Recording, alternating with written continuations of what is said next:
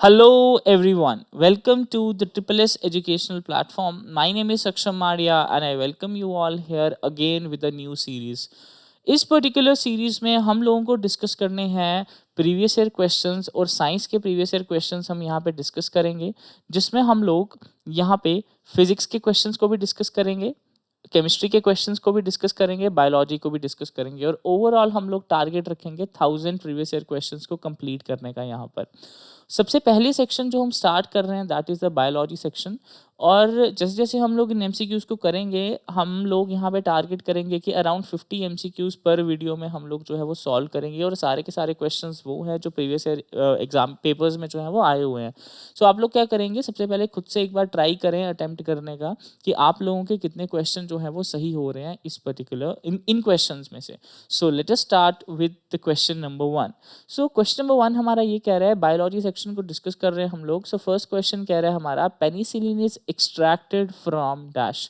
सो penicillin जो है वो एक टाइप ऑफ एंटीबायोटिक है और ये पेनिसिलिन जो है ये किससे एक्सट्रैक्ट होती है, फंगस से एक्सट्रैक्ट होती है और उस फंगस का क्या नाम है, पेनिसिलियम नोटाटम। या फिर एक और फंगस है जिसको बोलते हैं Penicillium chrysogenum. So different different Penicillium जो होता है वो एक फंगस होता है, इसकी डिफरेंट डिफरेंट स्पीशीज होती हैं जहां से पेनिसिलिन जो होता है वो एक्सट्रैक्ट होता है। So the right answer here is option number 1 that is fungus. Now moving to the question number 2। Question number 2 क्या कह रहा है, that which is the effect of antigen in an ill person.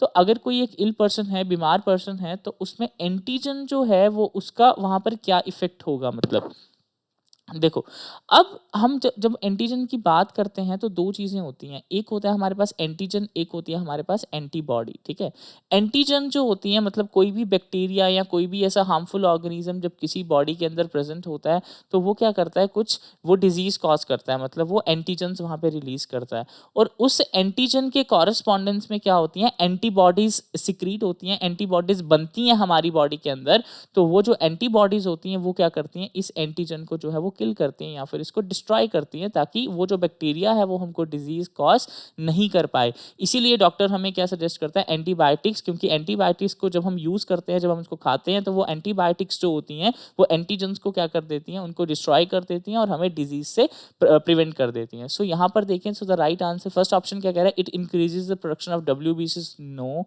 It increases the production of antibodies. Yes, this is the right answer. यहाँ पे antibodies जो है, antibiotics जो है उनकी प्रोडक्शन जो होती है वो क्या हो जाती है, ज़्यादा हो जाती है। थर्ड ऑप्शन में क्या कह रहा है, it increases the production of antiserum. No, it prevent the growth of bacteria. No, so the right answer यहाँ पे क्या होगा, it increases the production of antibiotics. Now moving to the question number 3, which among the following help in the circulation of blood। अब यहाँ पे चार options given है हमारे पास, erythrocytes, blood platelets, monocytes and lymphocytes. अब इन चारों में से ऐसा कौन सा कंपोनेंट है जो हेल्प करता है सर्कुलेशन ऑफ ब्लड में, ब्लड को सर्कुलेट करने में। So the right answer here is option number D that is the lymphocyte. So lymphocyte जो होते हैं ये हेल्प करते हैं ब्लड को क्या करने में, सर्कुलेट करने में। Right answer here would be option number D. Moving to the question number 4, which among the following elements increases the absorption of water and calcium in plants। अब जब हम लोग प्लांट्स की बात करते हैं तो इसमें हमारे पास कुछ हमारे पास माइक्रो न्यूट्रिएंट्स होते हैं, कुछ हमारे पास मैक्रो न्यूट्रिएंट्स होते हैं। माइक्रो न्यूट्रिएंट्स होते हैं जिनकी कॉन्सेंट्रेशन जो होती है बहुत कम अमाउंट में चाहिए होती है प्लांट्स को, और मैक्रो की थोड़ी ज़्यादा अमाउंट में चाहिए होती है। तो ये जो गिवन हमारे पास यहाँ पर एलिमेंट्स हैं, अगर हम इसमें से देखें तो हमें बताना है कि कौन सा एलिमेंट है जो absorption of water and calcium जो है इसको इंक्रीज करता है प्लांट में।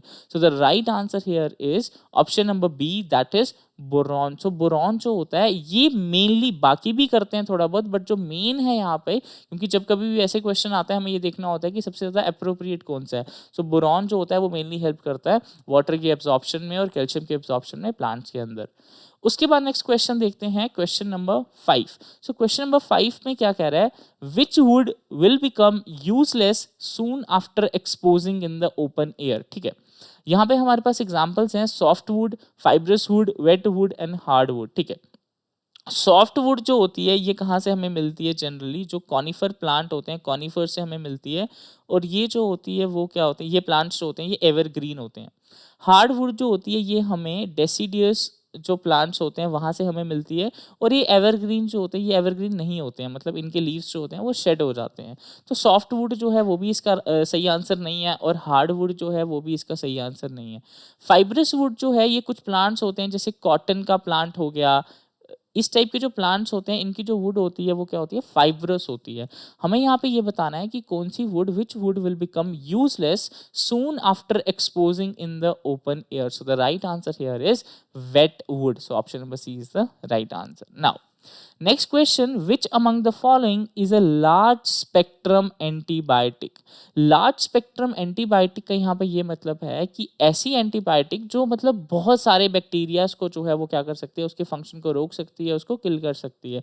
लार्ज स्पेक्ट्रम का ये मतलब हो ना, एंटीबायोटिक मैंने आपको अभी बताया कि एंटीबायोटिक जो होती है वो क्या करते हैं, वो बॉडी में जब एंटीबायोटिक जाती है तो वहाँ से एंटीबॉडीज बनती हैं एंटीजन के अगेंस्ट, जो एंटीजन किसी बैक्टीरिया या किसी हार्मफुल ऑर्गेनिज्म ने प्रोड्यूस किए होते हैं। सो लार्ज स्पेक्ट्रम एंटीबायोटिक की अगर हम लोग बात करें, so that is the right answer here is option number C, that is ampicillin.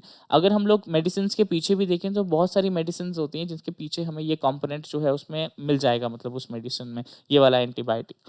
Now moving to the next question, are bones and teeth are generally made of dash, ठीक है, tri calcium phosphate, fluorapatite, chlorapatite या फिर hydrolith. So the right answer for question number 7 is option A, that is tri calcium phosphate. मतलब हमें थोड़ा सा idea रहता है कि बोन्स और टीथ जो है वो कैल्शियम से बने होते हैं, तो हम वहां से भी इस क्वेश्चन को इजीली मार्क कर सकते हैं, that is tri calcium phosphate. Now moving to the 8th question. So question number 8 क्या कह रहे हैं, angora wool is extracted from. So एक स्पेशल टाइप ऑफ वूल होती है, ये वूल जो है ये कहाँ से एक्सट्रैक्ट करते हैं हम। सो the right answer here is option number A, that is rabbit. और डिफरेंट ऑर्गेनिज्म से भी हमें वूल मिलती है, बट ये वाली जो अंगोरा वूल है that is we get from the rabbit. Now which of the following disease affect women easily than that of men? It's a very beautiful question कि ऐसी कौन सी डिजीज़ है जो वुमेन को ईजिली, मतलब वुमेन में उसको कॉज होने के चांसेस ज़्यादा होते हैं as compared to the men. तो इन जो गिवन ऑप्शंस हैं इसमें से जो हमारा ऑप्शन नंबर ए है heart attack, this is the right answer. But क्यों है ये राइट आंसर, क्योंकि वुमेन जो होती हैं इनके केस में जो ब्लड वेसल्स होती हैं वो क्या होती हैं, थोड़ी सी थिन होती हैं, मतलब आर्टरीज इनके केस में थोड़ी सी थिन होती हैं। बट अगर हम लोग मेन की बात करें तो मेन के केस में ये जो आर्टरीज होती हैं थोड़ी सी लार्ज होती हैं, मतलब थोड़ी सी थिक होती हैं, मतलब थोड़ी सी लार्ज होती हैं। तो होता क्या है, जब हम लोग हार्ट अटैक की बात करते हैं तो हार्ट अटैक में क्या होता है, जो ब्लड, सपोज ये एक ब्लड वेसल है, तो ये जो ब्लड वेसल है इस ब्लड वेसल के अंदर इस तरीके से प्लेक बन जाता है, इस तरीके से प्लेक बन जाता है दोनों साइड पे। जब दोनों साइड पे प्लेक बन जाएगा तो ब्लड को जो फ्लो होना था उसको फ्लो होने में अब थोड़ी सी प्रॉब्लम आएगी, वो ईजिली यहाँ से फ्लो नहीं हो पाएगा। तो ये चीज़ जो है मेन के केस में ये जो होती हैं, ये जो ब्लड वेसल्स होती हैं थोड़ी सी बड़ी होती हैं, मतलब ऐसे समझ लो कि मेन के केस में थोड़ी सी बड़ी होती है। अगर ये प्लेग होगा भी फिर भी इतना सा गैप ब्लड को जाने के लिए मिल जाएगा। बट अगर वुमेन की बात करेंगे तो उसमें लगभग कुछ इस तरीके का होगा, जिसमें इस तरीके से अगर प्लेग वहाँ पे बन जाएगा तो ब्लड को पास करने के लिए बिल्कुल छोटा सा पाथ रह जाएगा। तो इसीलिए यहाँ पर वुमेन के केस में ज़्यादा चांस होता है हार्ट अटैक का as compared to the men. So the right answer is option number A. Now pituitary gland is located in dash. So pituitary a special type of gland. So ये gland जो है ये कहाँ पे located होता है, so it is located in the brain. हमारे पास चार options हैं, the right answer is brain. Now next is, what is the limit of mg per dl of blood sugar in the normal person at the time of fast? अब fast के time में person जो होता है वहाँ पर मतलब उसकी बॉडी में जो शुगर का इनटेक है वो बहुत कम हो जाता है, तो उस टाइम पे जो शुगर लेवल होता है, ब्लड शुगर लेवल जो होता है किसी भी पर्सन का, दैट इज मतलब हम उसको ये बोलते हैं कि लेस देन 100। अब लेस देन 100 में अगर हम एग्जैक्ट बात करें सो दैट इज हम बोल सकते हैं that is 70 to 100 mg per dl of the blood sugar. Moving to the next one, the cross section of a stem of tree has 50 rings. What is the age of a tree? ठीक है, अगर हम लोग कोई एक बहुत बड़ा सा ट्री है, सपोज ये बहुत बड़ा सा ट्री है, इसको हम यहाँ से कट कर देंगे और इसकी अगर हम लोग ऐसे ट्रांसफर सेक्शन को ऑब्जर्व करेंगे, अगर आपने कभी किया होगा तो इस तरीके से हमें उसके अंदर इस तरीके से रिंग्स दिखते हैं, मतलब इस तरीके से कुछ रिंग्स हमें देखने को मिलते हैं उसकी ट्रांसफर सेक्शन में, मतलब स्टेम वाले पोर्शन में। तो ये कह रहा है कि अगर क्रॉस सेक्शन ऑफ स्टेम में हमारे पास 50 रिंग हैं तो उसकी एज क्या होगी। अब ये जो रिंग्स यहाँ पे बनते हैं, इन रिंग्स को यूज करके किसी भी ट्री की एज को पता लगाना, उस स्टडी को हम लोग बोलते हैं डेंड्रोक्रोनोलॉजी, उसको डेंड्रोक्रोनोलॉजी बोलते हैं। और जितने रिंग्स होते हैं उतने ईयर्स उसकी एज होती है, क्योंकि एक साल में एक रिंग बनता है। तो अगर यहाँ पर 50 रिंग्स हैं तो इसका मतलब एज क्या होगी उसकी, option number D, that is 50 years उसकी जो है वो एज होगी। Now onion is a modified form of dash. ठीक है, जब हम लोग अनियन की बात करते हैं तो क्या वो मॉडिफाइड लीफ है, स्टेम है, रूट है, या फिर नन ऑफ दीज। ठीक है, अब अनियन जो है वो हमारे पास मॉडिफाइड लीफ नहीं है, मॉडिफाइड रूट भी नहीं है, अनियन जो है वो क्या है, मॉडिफाइड स्टेम है। हमारे पास कुछ मॉडिफाइड स्टेम्स होती हैं, कुछ मॉडिफाइड रूट्स होती हैं। तो ये जो एग्जांपल है ये किसकी है, अनियन हो गया, पोटैटो हो गया, ये वाली एग्जांपल्स जो हैं ये किसकी हैं, मॉडिफाइड स्टेम की। Now the pollination of maize takes place by dash. ठीक है, that's a very good question. अगर आपने मेज का प्लांट कभी देखा होगा तो मेज का प्लांट जो होता है उस पॉलिनेशन क्या होता है, पॉलिनेशन का मतलब होता है जो प्लांट का एंथर होता है, एंथर में क्या प्रेजेंट होता है, पोलन ग्रेन्स प्रेजेंट होते हैं। तो एंथर में से जो पोलन ग्रेन्स हैं इसका ट्रांसफर किस में होता है, जो फीमेल पार्ट होता है, फीमेल पार्ट के जो स्टिग्मा होता है उस पे, फीमेल रिप्रोडक्टिव पार्ट के जो फीमेल रिप्रोडक्टिव पार्ट का जो अपर पार्ट होता है स्टिग्मा। तो transfer of the pollen from anther to the stigma, उसको हम लोग बोलते हैं पॉलिनेशन। और मेज के केस में अगर हम ये देखें तो मेज के केस में जो है वो पॉलिनेशन किस तरीके से होता है, एयर के थ्रू होता है। क्योंकि मेज प्लांट को अगर आप कभी ध्यान से देखोगे तो मेज प्लांट के केस में, अगर ये मेज प्लांट है तो मेल फ्लावर जो होते हैं वो लगभग अपर पोजीशन पे होते हैं और फीमेल फ्लावर जो होते हैं वो लगभग लोअर पोजीशन पे होते हैं।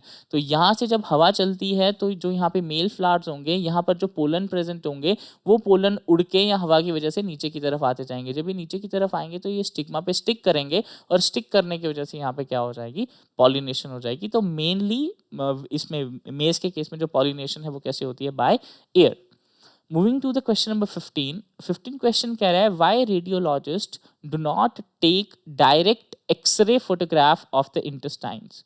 ठीक है, अब यहाँ पर बात हो रही है एक्सरेज की, तो हमें ये बताना है कि एक्सरेज जो हैं वो मतलब हम उसको यूज़ क्यों नहीं, वो जो है इंटेस्टाइन की फोटोग्राफ को क्लिक हम उसको यूज़ क्यों नहीं कर सकते। देखो क्या होता है कि एक्सरे जब हम करवाते हैं या फिर एक्सरे मशीन से जब एक्सरेज निकलती हैं तो वो हमारी बॉडी को, हमारी बॉडी में जो मतलब बोन्स के अलावा जो बाकी चीज़ें हैं उनको ईजिली क्या कर जाती है, पास कर जाती हैं।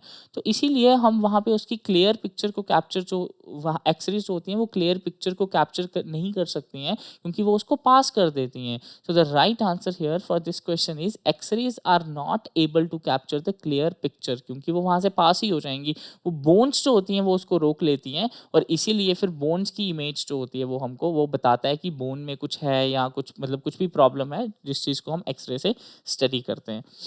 Okay, now moving to the next question, question number 16। Question number 16 कह रहा है exobiology deals with the study of dash. ठीक है, तो एक्सोबायोलॉजी जो है वो क्या होती है, एक्सो की जब हम बात आ गई तो मतलब क्या, एक्सोस्फेयर हो गया, एक्सोस्फेयर मतलब आउटर जो भी चीज़ें होंगी, मतलब outer planet, outer space.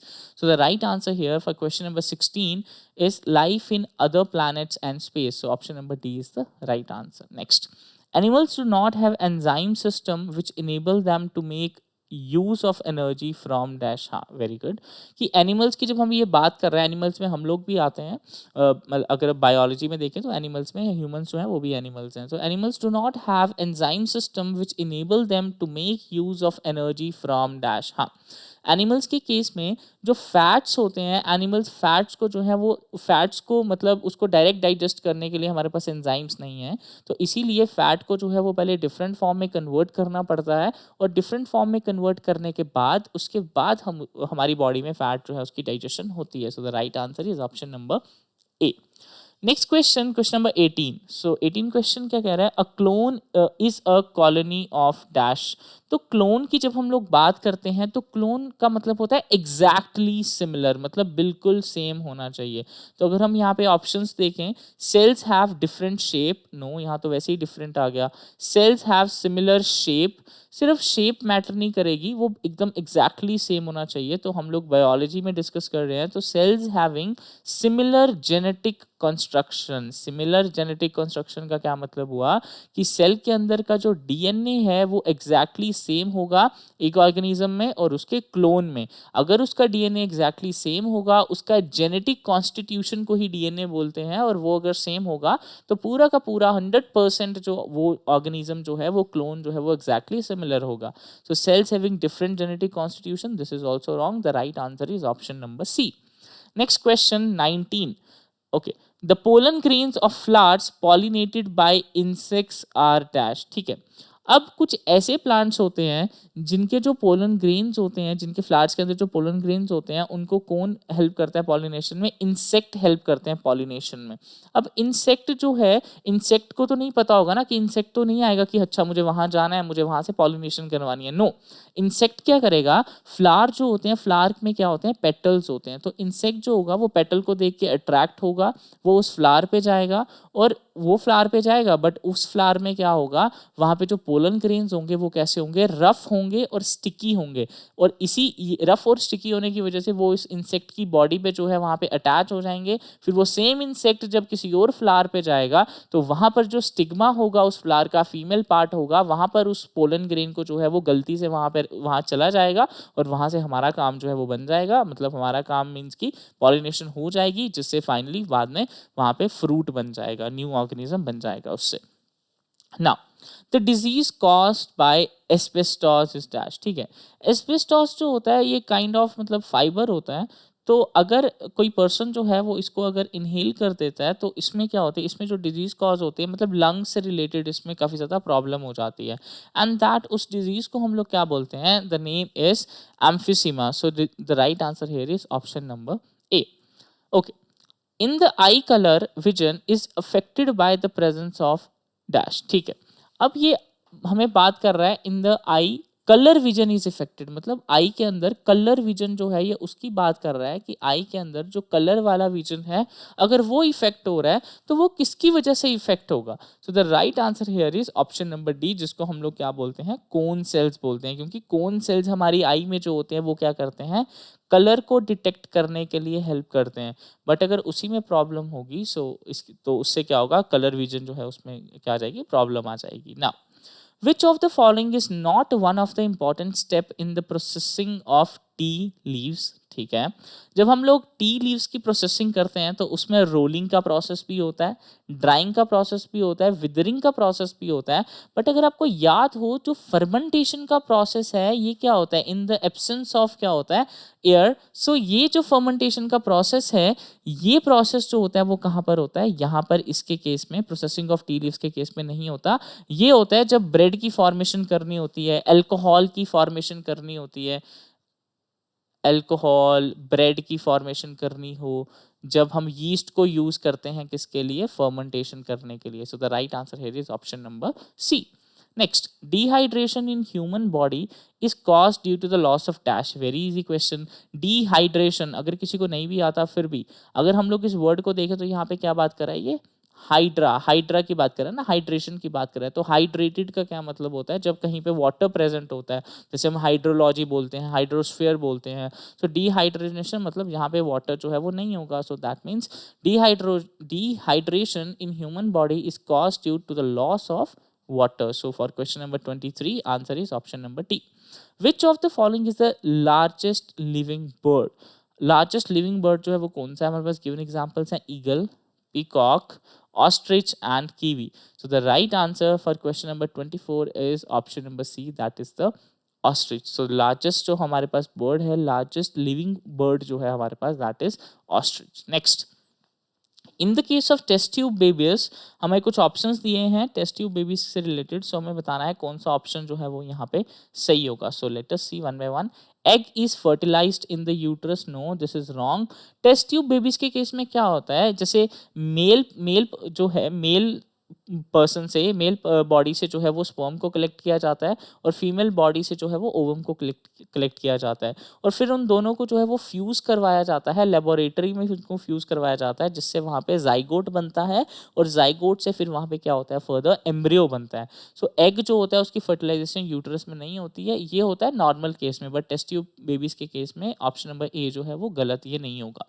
Embryo completes its development in the test tube, नहीं, सारी की सारी डेवलपमेंट टेस्ट ट्यूब में नहीं होगी। Embryo is placed in uterus after 2 month, yes this is the right answer, कि लगभग अप्रॉक्सीमेटली 2 मंथ के बाद वो जो एम्ब्रियो होता है उसको फीमेल बॉडी के यूट्रस में ट्रांसप्लांट कर दिया जाता है, जहां पर उसकी जो है वो प्रॉपर ग्रोथ जो है वो पूरी होती है। Next option is egg is fertilized outside mother's body, तो ये जो है this is also option, this option is also wrong. So the right answer here is in the case of test tube babies, so you can see that option number C here is the right answer. The age of trees is determined by its dash, ये question repeat हुआ है, हमने अभी पढ़ा कि trees की जो as है वो कैसे पता चलती है, by its growth ring. So question number 26 option right is option number C. Kidney disease is mainly caused by the pollutant, यहाँ मतलब ये है कि किडनी की जो डिजीज है वो मेनली जो है वो कौन से पॉल्यूटेंट की वजह से कॉज होती है। So the right answer here is cadmium. Cadmium जो होता है वो मेन पॉल्यूटेंट होता है किडनी डिजीज के लिए। Next, fruit of this plant are found underground, okay, तो ये बात कर रहा है कि इनमें से ऐसा कौन सा प्लांट है जिसका फ्रूट जो है वो अंडरग्राउंड होता है। सो पोटैटो जो है, अगर आपको याद हो, पोटैटो अभी मैंने आपको बताया, पोटैटो जो है इसका क्या होता है, अंडरग्राउंड स्टेम होती है। अनियन जो है इसकी क्या होती है, अंडरग्राउंड स्टेम होती है। कैरेट जो है इसकी अंडरग्राउंड क्या होती है, रूट होती है। बट अगर हम ग्राउंडनट को देखें तो इसका जो होता है वो अंडरग्राउंड क्या होता है, फ्रूट होता है। So the right answer here is option number C. So ये हमारे पास क्या होते हैं, modification of root, modification of stem, कुछ मतलब कुछ इंपॉर्टेंट केस होते हैं ये, इसलिए इस पे क्वेश्चन जो है वो कभी कभी बन सकता है कि मतलब इसमें से मॉडिफाइड शूट या मॉडिफाइड रूट ये कौन सा है, इस तरीके से। Next, a rare and endangered animal in the Silent Valley, ठीक है, साइलेंट वैली की अगर हम बात करें तो वहां पर जो रेयर एंड एंडेंजर्ड जो वहां पर एनिमल है that is lion tailed macaque. So the right answer here is option number C. Now, maximum photosynthetic activity occurs in dash, ये भी बहुत अच्छा क्वेश्चन है। सो यहाँ पर जो है इसका जो राइट आंसर आएगा that is option number A, that is blue and red region of the light. So blue और जो रेड रीजन होता है उसमें क्या होती है, सबसे ज़्यादा फोटोसिंथेटिक एक्टिविटी जो होती है वो सबसे ज़्यादा होती है। तो अगर हम लोग बात करें, सो लाइट में जो होते हैं वो कितने कलर्स होते हैं, मतलब हम उसको कैसे रिप्रेजेंट करते हैं, विब ग्योर से हम उसको क्या करते हैं, रिप्रेजेंट करते हैं। तो इस विबग्योर में जो ब्लू और रेड लाइट जो होती है इसमें ये क्या करते हैं, ये मेनली यहाँ पर फोटोसिंथेटिक एक्टिविटी जो होती है वो ज़्यादा होती है। क्यों होती है, क्योंकि जो पिगमेंट्स होती हैं प्लांट के अंदर वो इस तरीके से डिज़ाइन होती हैं कि वो ब्लू और रेड लाइट जो है इसको मतलब इसको यूज़ करके वो ज़्यादा से ज़्यादा फोटोसिंथेसिस जो है वो करती हैं। Next, AIDS virus has dash, ठीक है, ओके, सो उसको बताने से पहले थोड़ा सा मैं ये बता देता हूँ कि जैसे हमारे पास डीएनए होता है और हमारे पास आरएनए होता है। डीएनए जो होता है ये हमारे पास क्या होता है, डबल स्ट्रैंडेड होता है, और आरएनए जो है ये हमारे पास क्या होता है, सिंगल स्ट्रैंडेड होता है। बट कभी कभी हमारे पास डीएनए भी सिंगल स्ट्रैंडेड होता है और कभी कभी हमारे पास आरएनए भी डबल स्ट्रैंडेड होता है, मतलब बहुत ही रेयर केसेस में मतलब हम ऐसा देखने को मिलता है। अगर हम लोग एड्स वायरस की बात करें, सो एड्स वायरस के अंदर क्या प्रेजेंट होता है, single stranded RNA. So the right answer here is option number ए।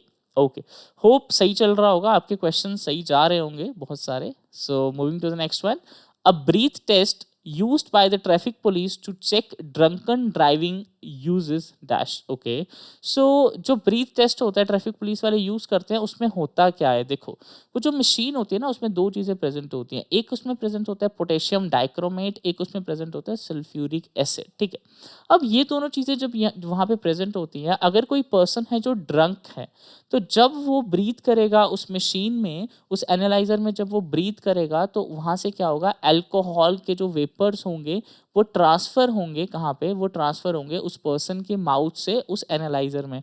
जब वो पास होंगे तो वो जो है पोटेशियम डाइक्रोमेट के साथ रिएक्ट करेंगे, तो पोटेशियम डाइक्रोमेट का जो कलर होता है मतलब वो ऑरेंज कलर होता है ऐसे, और जब वो उसके साथ रिएक्ट करते हैं तो वहाँ पर रिडॉक्स रिएक्शन होती है, तो जो इसका क्रोमेट का कलर है वो चेंज होकर कौन से कलर में हो जाता है, ग्रीन कलर में। अगर ये ग्रीन कलर आ जाता है तो आप पकड़े गए। तो इसका मतलब ये है कि वो पर्सन जो है, मतलब इस तरीके से हम डिटेक्ट करते हैं कलर चेंज की वजह से। तो right answer here is potassium dichromate and sulphuric acid, option number A.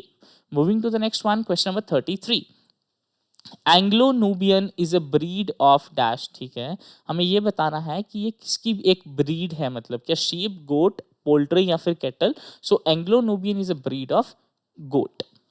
Next one, what kind of soil is treated with gypsum to make it suitable for cropping? ऐसी कौन सी soil होती है जिसको हम लोग ट्रीट करते हैं जिप्सम के साथ, फिर मतलब वहाँ पर उस पर क्रॉपिंग करने के लिए। तो जिप्सम के साथ हम कौन सी सॉइल को ट्रीट करेंगे, तो अगर कोई सॉइल जो है अगर वो एल्केलाइन होगी तो हम उसको जिप्सम के साथ ट्रीट करेंगे, और उसके बाद वो सॉइल जो होगी वो सूटेबल क्या हो जाएगी, क्रॉपिंग के लिए। So the right answer is option number A. Next one, question number 35। 35 question कह रहा है typhoid fever is caused bye dash, ठीक है। सो टाइफॉइड जिस ऑर्गेनिज्म की वजह से होता है उस ऑर्गेनिज्म का नाम है सैल्मोनेला टाइफी। Salmonella typhi. अब ये जो सैल्मोनेला टाइफी है, it is a type of bacteria. So the right answer here is option number B, that is bacteria. Question number 36, which of the following group is a universal recipient. बहुत important question है। Universal recipient हो गया, universal donor हो गया, इसके question generally हमें देखने को मिलते हैं। सो ऐसा कौन सा ब्लड ग्रुप है जो किसी से भी ब्लड को जो है वो रिसीव कर सकता है। So that is the right answer here is option number C, that is A B blood group. A B blood group जो है ये किसी से भी ब्लड को जो है वो रिसीव कर सकता है। Now rod shaped bacteria is called dash. अगर कोई बैक्टीरिया है रॉड शेप वाले बैक्टीरिया को क्या बोलते हैं, उनके लिए एक टर्म होती है दैट इज बैसिलस। उसको हम लोग क्या बोलते हैं, बैसिलस। अगर आपको याद होगा कि एक ऐसा एक बैक्टीरिया होता है जो क्या करता है, मिल्क जो होता है उसको किस में कन्वर्ट करता है, कर्ड में कन्वर्ट करता है। तो इसके लिए जो बैक्टीरिया रिस्पॉन्सिबल होता है वो कौन सा होता है, लैक्टो बेसिलस। और अगर आप इसके नाम को ध्यान से देखोगे तो लैक्टोबैसिलस जो नाम है, इसमें पहला वाला जो नाम है लैक्टो, ये कहाँ से आया है, लैक्टोज से आया है जो यहाँ पे प्रेजेंट होता है। और बैसिलस जो है वो कहाँ से आया है, उस बैक्टीरिया की शेप से। रॉड शेप बैक्टीरिया जो होता है उसको हम लोग बैसिलस बोलते हैं। सो यहाँ से इसका नाम आया हुआ है लैक्टोबैसिलस। तो बहुत इजी है इस तरीके से याद रखना। स्पाइरिलियम हो गया जो थोड़ा मतलब स्पाइरल शेप में होता है, कॉमा हो गया जो कॉमा शेप में बैक्टीरिया होता है। तो इस तरीके से डिफरेंट डिफरेंट बैक्टीरिया जो होते हैं उनको डिवाइड किया होता है। Now the animal which has become extinct recently in India happens to be dash। देखो अब ये वाला क्वेश्चन जो है हमारे पास प्रीवियस ईयर क्वेश्चन है, और प्रीवियस ईयर क्वेश्चन के हिसाब से इसका आंसर क्या होगा, option number B, that is cheetah. But cheetah जो है इसकी अभी अभी इसको दोबारा से री इंट्रोड्यूस जो है वो किया गया, कहाँ पर, कूनो नेशनल पार्क में इनको अभी अभी क्या किया गया है, री इंट्रोड्यूस किया है। तो अब देखो धीरे धीरे पता चलेगा कि ये यहाँ पे सर्वाइव कर पाएंगे या फिर किस तरीके से इनकी जो है यहाँ पे ये किस तरीके से रहेंगे।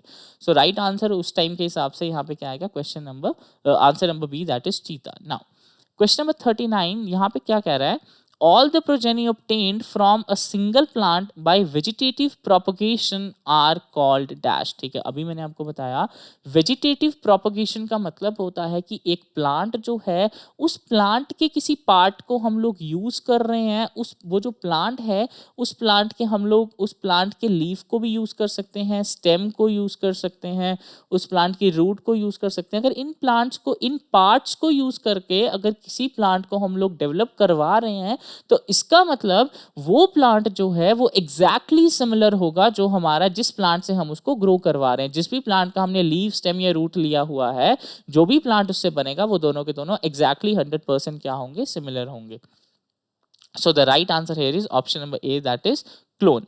Now what is a sponge. तो स्पॉन्ज तो सबको वो वाला स्पॉन्ज तो पता ही है जो सॉफ्ट वाला होता है, but apart from that sponge जो होता है, स्पॉन्ज क्या है, इट इज एन एनिमल। ये क्या है, एक एनिमल है। अगर आप इसको गूगल सर्च करोगे तो you can see the images. ये सारे प्रीवियस ईयर क्वेश्चंस हैं, तो कुछ क्वेश्चंस आपको लग सकता है कि आउट ऑफ कॉन्टेक्स्ट हैं, बट हम क्या कर सकते हैं, हमें तो इनको करना है क्योंकि मतलब क्वेश्चन जो है वो सिलेबस से ही है और कहीं ना कहीं से मतलब इंपॉर्टेंट है किसी ना किसी पर्सपेक्टिव से।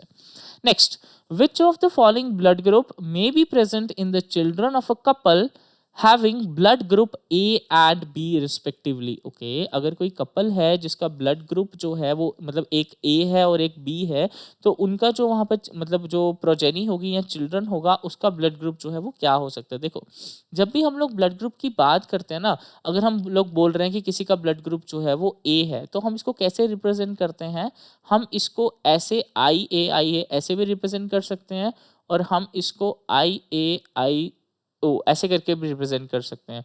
अगर हम लोग किसी को बी बोल रहे हैं तो बी को भी हम वैसे ही दोनों तरीके से रिप्रेजेंट कर सकते हैं। तो जब ए और बी में जो है वो मीटिंग होगी, तो उसमें क्या होगा, हमारे पास ए बी आ सकता है, उस पर्सन का ब्लड ग्रुप ए भी आ सकता है, उस पर्सन का ब्लड ग्रुप बी भी आ सकता है, ए बी भी आ सकता है उस चिल्ड्रन का ब्लड ग्रुप, और ओ भी आ सकता है। सारी की सारी पॉसिबिलिटीज, क्योंकि यहाँ पर क्या होगा, आई बी ऐसे होगा और आई जीरो ऐसे होगा।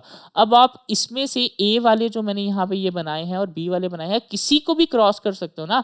अगर आप इसको और इसको क्रॉस करोगे तो हमारे पास क्या बनेगा, ए ब्लड ग्रुप बनेगा। अगर हम इसको और इसको क्रॉस करेंगे तो क्या बनेगा, बी ब्लड ग्रुप ये हमारे पास ए बी ब्लड ग्रुप बनेगा ये वाला। अगर हम लोग इसको क्रॉस करते हैं, बी वाले इसको और बी को क्रॉस करते हैं तो बी ब्लड ग्रुप बनेगा। अगर हम इस वाले को और इस वाले को करते हैं तो क्या बनेगा, ओ ब्लड ग्रुप बनेगा। तो सारी की सारी पॉसिबिलिटीज यहाँ पे हो सकती हैं। So the right answer here is option number C. Moving to the next question, 42. Which of the following disease is caused by virus? Okay, this is a very good question. Okay, एक एक करके बात करते हैं। अगर हम लोग ring warm की बात करें, तो रिंग वॉर्म जो है ये किसकी वजह से होता है, ये होता है फंगस की वजह से। वूपिंग कफ की अगर हम लोग बात करें, ये क्या है, एक बैक्टीरियल डिजीज है, और कौन से बैक्टीरिया से कॉज होती है, उस बैक्टीरिया का क्या नाम है, बॉर्डेला, उसको बोलते हैं बॉर्डेला पर्ट्यूसिस। तो ये जो है हमारे पास क्या है, बैक्टीरियल डिजीज है। मलेरिया की अगर हम लोग बात करें तो ये कैसी एक प्रोटोजोअन डिजीज है, जिसमें प्लाज्मोडियम जो होता है वो रिस्पॉन्सिबल होता है इसको कॉज करने के लिए। तो ये क्या है, एक प्रोटोजोअन डिजीज है। तो ये तीनों ऑप्शन हमारे कट गए। The right option here is poliomyelitis. This is caused by a virus, जिसको हम लोग क्या बोलते हैं, जिसको हम लोग बोलते हैं पोलियो वायरस। और पोलियो ड्रॉप सभी ने पिए होंगे अपने अपने बचपन में। Now, which of the following is known as vitamin B1? So ये important question है, हमें सारे विटामिन का नाम पता होना चाहिए। So रेटिनॉल जो है ये किसका नाम है, ये है हमारे पास विटामिन ए का नाम है। थायमीन जो है ये किसका नाम है, thiamine, yes come on. So thiamine जो है ये है हमारे पास विटामिन B1। और राइबोफ्लेविन जो है, राइबोफ्लेविन किसका नाम है, राइबोफ्लेविन जो है ये है विटामिन B2। और एस्कॉर्बिक एसिड जो है ये क्या है, vitamin C. So right answer हमें बताना था vitamin B1, so that is option number B, thiamine. Now which of the following is true. यहाँ पे हमारे पास कुछ स्टेटमेंट्स गिवन है और हमें बताना है कि इसमें से ट्रू क्या है। ओके, सो लास्ट ऑप्शन से स्टार्ट करते हैं। RNA is the genetic material in all the viruses. नहीं, ऐसा जरूरी नहीं है, क्योंकि कुछ वायरस ऐसे होते हैं जिसमें डीएनए भी जेनेटिक मटेरियल हो सकता है। DNA is the genetic material in all the virus. No, ये खुद ही कॉन्ट्राडिक्ट हो रही है। सी और डी स्टेटमेंट एक दूसरे को कॉन्ट्राडिक्ट कर रही है खुद ही। और बी स्टेटमेंट जो है, RNA is the genetic material in most viruses and bacteria. ऐसा जरूरी नहीं है, क्योंकि बहुत सारे बैक्टीरिया ऐसे होते हैं जहाँ पे डीएनए जो होता है वो प्रेजेंट होता है।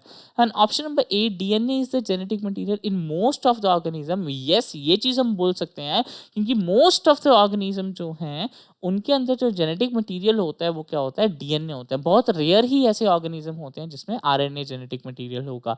So the right answer for question 44 is option number A. Moving to the next question, 45. ये कह रहा है पैथोजेनिक बैक्टीरिया सिक्रीट डैश। तो इसी सेम चीज़ पे हमारे पास 2-3 क्वेश्चन अभी तक हमारे पास आ गए हैं, एंटीजन एंटीबॉडीज इस वाले क्वेश्चन पे। तो मैंने आपको अभी बताया था कि बैक्टीरिया जो होता है, बैक्टीरिया क्या करता है, एंटीजन बनाता है बॉडी के अंदर। बैक्टीरिया क्या करेगा, एंटीजन बनाएगा बॉडी में ये क्या करेगा, एंटीजन बनाएगा, और ये एंटीजन जो होंगे ये क्या करेंगे, डिजीज को कॉज करेंगे। उसके बाद अब हम जो है वो क्या करेंगे, हम जाएंगे डॉक्टर के पास, और डॉक्टर क्या करेगा, हमको एंटीबायोटिक्स जो है वो प्रिस्क्राइब करेगा। जब हम इस एंटीबायोटिक्स को खाएंगे तो हमारी बॉडी के अंदर क्या बनेंगी, एंटीबॉडीज बनेंगी, जो एंटीबॉडीज जो हैं वो क्या होंगी, इस एंटीजन के अगेंस्ट होंगी, मतलब इस एंटीजन को किल करने के लिए बनेंगी। सो हमें क्वेश्चन में ये बताना है कि पैथोजेनिक बैक्टीरिया सिक्रीट डैश, तो बैक्टीरिया जो है पैथोजेनिक वो क्या सिक्रीट करेगा, वो एंटीजन को सिक्रीट करेगा। The right answer here is option number A, that is antigen. Now moving to the next one, question number 46। So 46 कह रहा है where is the botanical survey of India headquarters. So ये statistical question है, मतलब data हमें पता होना चाहिए, मतलब ये पता होगा तो पता होगा।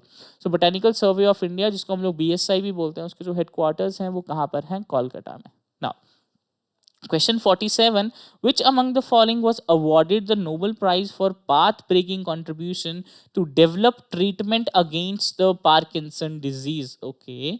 So ये भी बहुत important question है, मतलब disease perspective से, कि Parkinson disease मतलब ऐसा कौन सा person है जिनको Nobel Prize मिला था अपनी मतलब जिनकी contribution से इसकी Parkinson disease जो है इसकी treatment में जो है इसको develop करने के लिए उन्होंने help किया था, अपनी contribution दी थी। ऐसे कौन से पर्सन है जिनको नोबेल प्राइज मिला था इस चीज के लिए। तो अगर हम लोग एक एक करके यहाँ पे बात करें तो जो हमारे पास ऑप्शन नंबर डी है, दैट इज फेरिड मुराद। ये जो हैं इनको जो नोबेल प्राइज मिला था वो किसके लिए मिला था, मेडिसिन के लिए मिला था। और इनको नोबेल प्राइज जो है वो कब मिला था, 1998 में मिला था। उसके बाद अगर हम लोग बात करें रॉबर्ट बी लॉफिन, तो इनको जो नोबेल प्राइज है वो किस में मिला था, फिजिक्स के लिए इनको नोबेल प्राइज मिला था। वाल्टर कोहन की अगर हम लोग बात करें तो इनको नोबेल प्राइज मिला था केमिस्ट्री के लिए, इनको नोबेल प्राइज मिला था। और अरविंद कार्लसन की अगर हम लोग बात करें तो इनको भी जो है वो किसके लिए मिला था, मेडिसिन के लिए नोबेल प्राइज मिला था या फिर फिजियोलॉजी के लिए। तो राइट आंसर जो है यहाँ पे वो क्या है, अरविंद कार्लसन है, जिनको मतलब ये इस क्वेश्चन के लिए Arvid Carlsson was awarded the Nobel Prize for path-breaking contribution to develop the treatment against the Parkinson disease. Moving to the next one, which of the following food items is rich in iron? देखो अब ऐसे question में हमें ऐसा लगता है कि हर किसी में आयरन जो है वो प्रेजेंट हो सकता है जो हमारे पास गिवन ऑप्शंस है, बट हमें ये देखना है कि मोस्ट अप्रोप्रिएट कौन सा होगा। So for question number this 48, the right answer here is yes, the right answer here is option number B, that is apple. So apple के केस में सबसे ज्यादा क्या होगा, आयरन होगा। Now who discovered the cholera germs? So cholera जो disease है वो germs की वजह से cause होती है, तो ये किसने discover किया था, the name of the person is Robert Koch. The right answer is option number A. The last question for today, Sweetex is used by the diabetic patient has energy content of dash. So Sweetex जो होता है ये क्या होता है, basically एक तरीके का शुगर ही होता है, बट ये जो होता है मतलब ये इसको डायबिटिक पेशेंट्स क्यों यूज़ करते हैं, बेसिकली डायबिटिक पेशेंट्स को क्या चाहिए, ऐसा कोई शुगर चाहिए जो उनके ब्लड शुगर लेवल को इंक्रीज नहीं करे, मतलब ऐसा कोई शुगर हो जो ब्लड शुगर लेवल को अफेक्ट ना करे। तो स्वीटेक्स जो होता है ये ऐसा ही शुगर होता है, ये टेस्ट में जो है वो हल्का सा स्वीट ला देता है, स्वीटनेस ला देता है, बट ये जो होता है ब्लड शुगर लेवल को इंक्रीज नहीं करता। तो इसमें जो कैलोरीज होती हैं वो बिल्कुल जीरो होती हैं, कोई कैलोरी इसमें नहीं होती है। So the right answer here is option number D. So I hope जो हमने क्वेश्चंस अभी आज डिस्कस किए हैं, कुछ क्वेश्चन आपको समझ आया होगा। If there is any doubt so do let me know in the comment section.